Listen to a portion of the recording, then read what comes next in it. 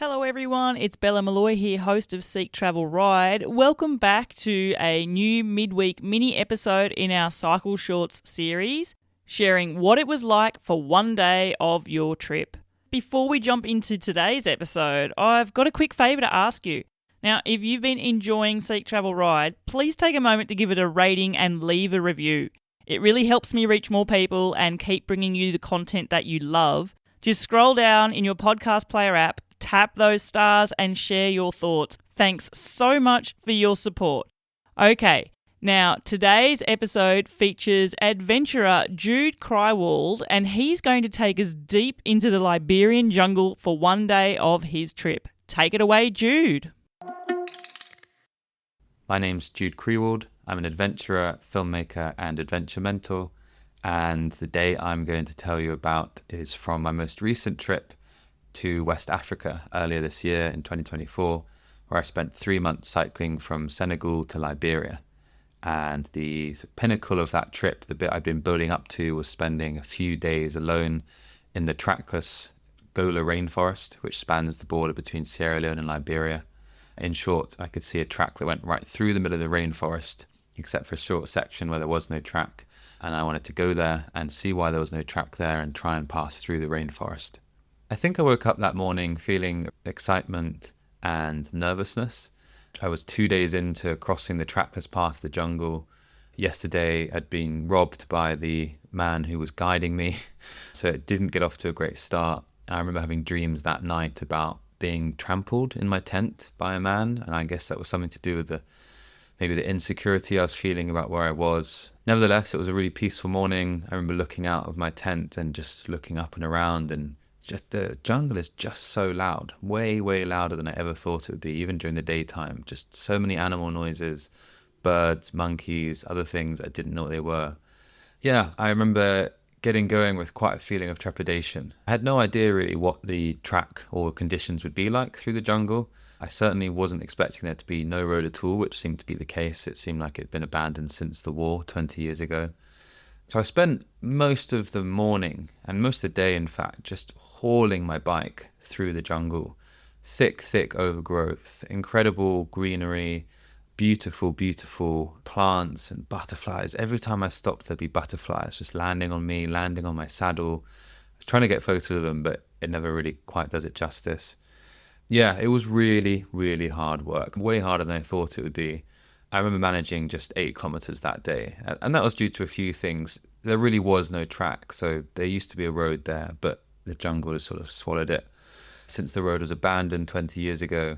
On top of that, where the track was overgrown, it was so overgrown that I often couldn't actually stand next to my bike to push it. So I couldn't cycle because it was too muddy, bumpy, steep and overgrown. And then even trying to stand next to my bike to push it was sometimes really hard because you'd be in thick overgrowth, and everything in the jungle just seems way more intense to me. And it seemed like the plants would just latch onto you in ways and sort of stop you trying to move forward.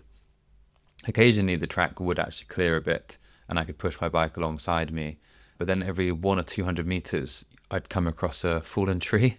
And I mean a big fallen tree. Some of them are so big that you could actually sort of fit underneath them, which was okay. But bear in mind, my bike weighed 53 kilos, or what's that, like 120 or odd pounds, 130 pounds. So there was quite a lot of hauling, sweating and swearing, where yeah, I'd get to a fallen tree. There was no way around it. You have to go over it. And then it's, do I take all the panniers off, or do I try and like get the front wheel up and then get the back wheel up? And my bike fell on me quite a few times that day. Put a lot of cries out of pain in the jungle. I wonder how many birds I disturbed. And then the other main challenge was where this road used to run through the jungle. They previously had bridges, these little sort of wooden log bridges, but without exception, every single one of them had collapsed. It rotted away because this road hadn't been maintained for a couple of decades. And so some of the bridges they're sort of maybe 5-10 meters wide and 3 or 4 meters deep across a ravine. Some of them you can sort of walk carefully over the collapsing bridge and you test your weight without your bike first. Some of them you just have to totally abandon and go deep off the old track into the jungle and try and find a lower place to cross where the ravine is, less vertical, I suppose. Thinking back to how I actually felt during that day, it was really interesting for me because on the one hand, I felt quite scared because, I'd intended to try and cross the trackless part of the jungle, but the track was meant to have started by now and it hadn't. And I had only a finite amount of food. I think I had 3 days of food left at that point. One day later, all of my bread, I'd open it up and find that all of my bread was moldy and had to throw it away. So that was a real kicker. But I remember more clearly than that was this feeling of being in real flow. Like it's really where I wanted to be, and not just normal concentrating flow, but a sort of sense of peace in that there was just no point complaining. And even if there was no one to complain to.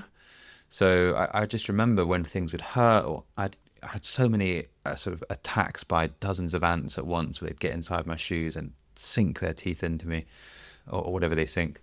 And I'd always deal with the issue, whether it was ants or a broken bridge or a fallen tree. And I'd always be aware of the difficulties, but just never had a sort of negative sort of self-talk in my head. And I remember in the afternoon, sort of mid-30s in terms of Celsius, don't know Fahrenheit, 95% humidity. I'd be wringing my shirt out every half hour or so because my entire clothing was just drenched. Everything was drenched.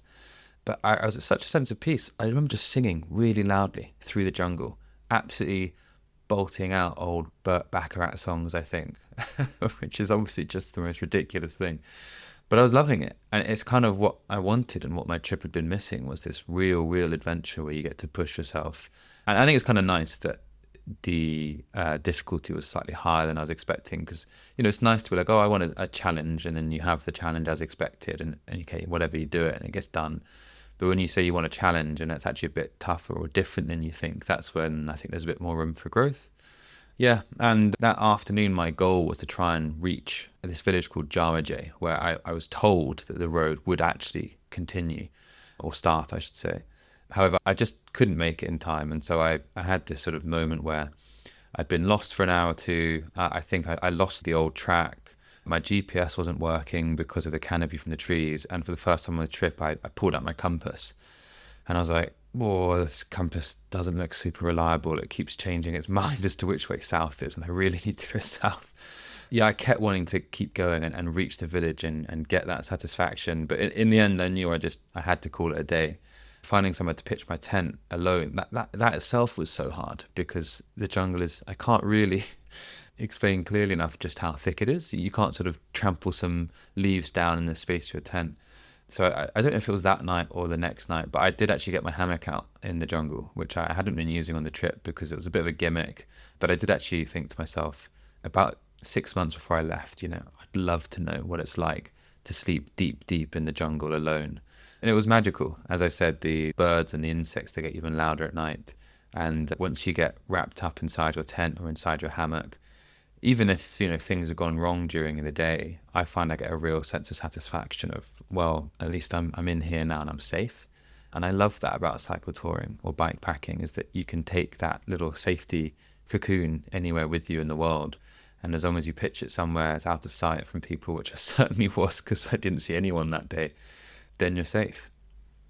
And yeah, I'll always remember that day for being one of a real adversity, but man, what I'd give to go back. I'd go back there in a heartbeat and do that again.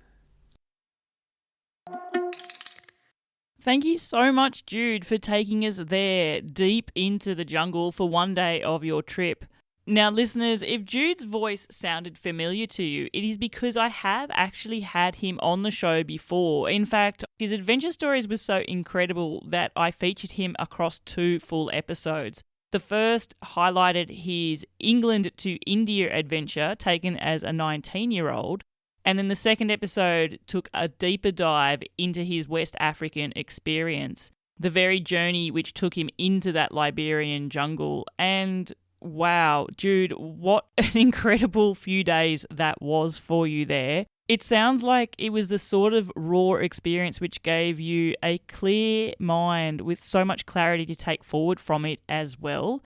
Listeners, if you want to see the visuals behind this journey, you will also want to make sure that you are going to check out Jude's upcoming film documentary. Check out the show notes where I've got a link to the documentary trailer.